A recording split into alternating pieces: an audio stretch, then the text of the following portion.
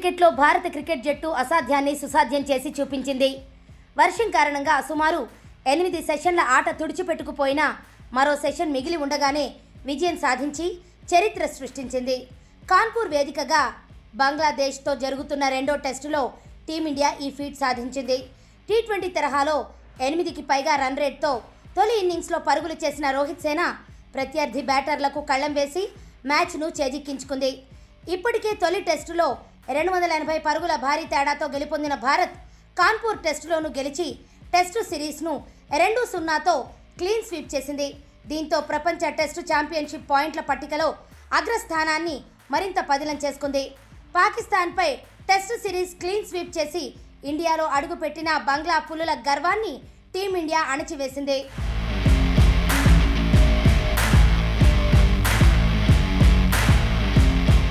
ఐదో రోజు 2 వికెట్ల నష్టానికి 26 పరుగులు ఓవర్నైట్ స్కోరుతో బ్యాటింగ్ ప్రారంభించిన బంగ్లాదేశ్ భారత బౌలర్ల దెబ్బకు 146 పరుగులకు కుప్పకూలింది. జస్ప్రీత్ బుమ్రా, రవిచంద్రన్ అశ్విన్, రవీంద్ర జడేజా 3 చొప్పున వికెట్లు తీయగా ఆకాశ్ దీప్కు 1 వికెట్ దక్కింది. తొలి ఇన్నింగ్స్లో లభించిన ఆధిక్యం కలుపుకుని 95 పరుగుల లక్ష్యంతో బరిలోకి దిగిన భారత్ 3 వికెట్లు కోల్పోయి ఛేదించింది.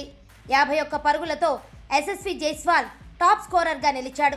ఈ విజయంతో భారత్ ప్రపంచ టెస్టు ఛాంపియన్షిప్లో వరుసగా 3వ ఫైనల్ చేరే దిశగా మరో ముందడుగు వేసింది.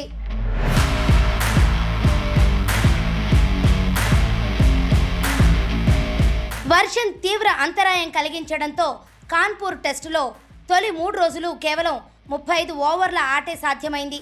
దీంతో ఈ మ్యాచ్ డ్రాగా ముగుస్తుందని అంతా భావించారు. అయితే 4వ రోజు ఆటలో భారత్ అద్భుతం చేసింది. బంగ్లాదేశ్ను 233 పరుగులకు ఆల్అవుట్ చేసి టీ20 మోడ్లోకి వెళ్ళిపోయింది.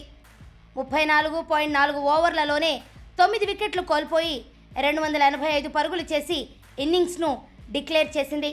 ఈ నేపథ్యంలోనే టెస్టుల్లో వేగంగా 50, 100, 150, 200, 250 పరుగులు చేసిన జట్టుగా ప్రపంచ రికార్డు నెలకొల్పింది.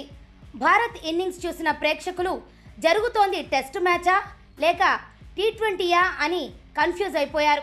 తొలి ఇన్నింగ్స్లో 52 పరుగుల ఆధిక్యం సాధించిన భారత్ రెండో ఇన్నింగ్స్లో బంగ్లాదేశ్ని 144 పరుగులకు కుప్పకూల్చింది.